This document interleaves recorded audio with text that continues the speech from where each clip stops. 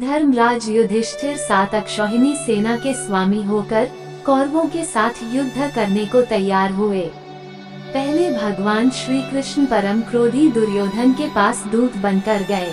उन्होंने 11 अक्षौहिणी सेना के स्वामी राजा दुर्योधन से कहा, राजन तुम युधिष्ठिर को आधा राज्य दे दो या उन्हें 5 ही गांव अर्पित कर दो, नहीं तो उनके साथ युद्ध करो।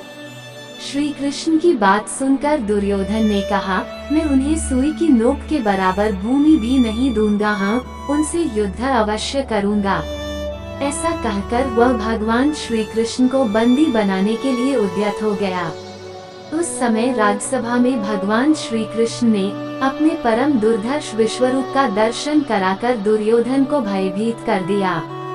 फिर विदुर ने अपने घर ले जाकर भगवान का पूजन और सत्कार किया। तदनंतर वे युधिष्ठिर के पास लौट गए और बोले, महाराज आप दुर्योधन के साथ युद्ध कीजिए।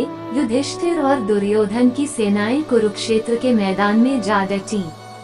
अपने विपक्ष में पितामह भीष्म तथा आचार्य द्रोण आदि गुरुजनों को देखकर अर्जुन युद्ध से विरत हो गए। तब भगवान श्री कृष्ण ने उनसे कहा, पार्थ भीष्म आदि गुरुजन शोक के योग्य नहीं हैं। मनुष्य का शरीर विनाशशील है, किंतु आत्मा का कभी नाश नहीं होता। यह आत्मा ही परब्रह्म है। मैं ब्रह्म हूँ, इस प्रकार तुम उस आत्मा को समझो। कार्य की सिद्धि और असिद्धि में समान भाव से रहकर कर्मयोग का आश्रय ले क्षात्र धर्म का पालन करो। श्री कृष्ण के ऐसा कहने पर अर्जुन रथारूढ़ हो युद्ध में प्रवृत्त हुए। उन्होंने शंख ध्वनि की। दुर्योधन की सेना में सबसे पहले पितामह भीष्म सेनापति हुए। पांडवों के सेनापति शिखंडी थे। इन दोनों में भारी युद्ध छिड़ गया।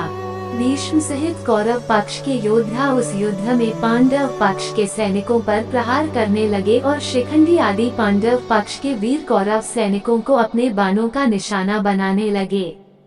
कौरव और पांडव सेना का वह युद्ध देवासुर संग्राम के समान जान पड़ता था।